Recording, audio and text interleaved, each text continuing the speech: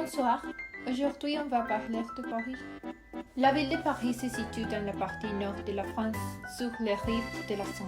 Avec une population de 12 millions d'habitants, la capitale française est au cœur de la région Île-de-France.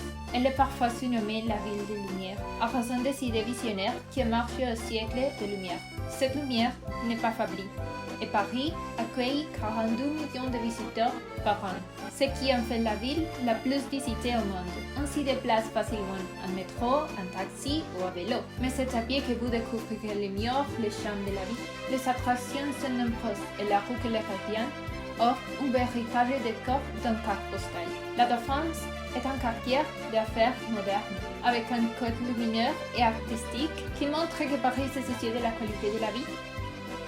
Même au travail, l'Arc de Triomphe, construit par Napoléon, s'élève au centre de la place Charles de Gaulle et offre une vue imprenable sur les deux grandes avenues qui important comme les franges d'une étoile. De l'Arc de Triomphe, l'axe historique se poursuit avec les Champs-Élysées. Les Parisiens y dînent, font les magasins, assistent à ce spectacle et profitent de la vie. L'avenue s'ouvre progressivement sur les beaux jardins et les bâtiments, avant de déboucher sur la plus grande place de Paris, la Concorde. À quelques pas de là, le musée de Louvre abrite les trésors artistiques les plus précieux de la planète. Les touristes y vont beaucoup.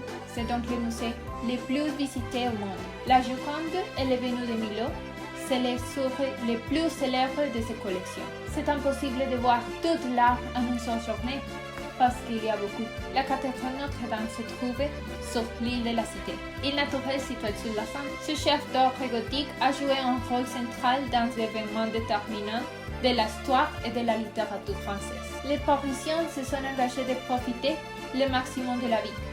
Et le jardin de Luxembourg, c'est l'endroit idéal. Il y a un grand bassin, un verger et plus de 100 statues et fontaines. Il est parfait pour prendre un traçat et se reposer. Paris ne serait pas Paris sans la tour Eiffel. La Dame de Fer est visible depuis de nombreux endroits de la ville. Quand vous la voyez d'en bas, le sentiment d'émotion est intense. Tandis que si vous la voyez d'en haut, c'est inoubliable. Grande division naturelle entre les fameuses rive gauche et rive droite.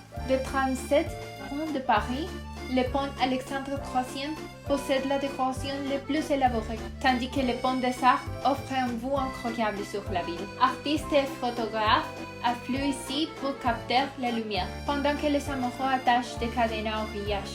Comme pour dire, c'est Paris, nous sommes Paris aussi. Merci!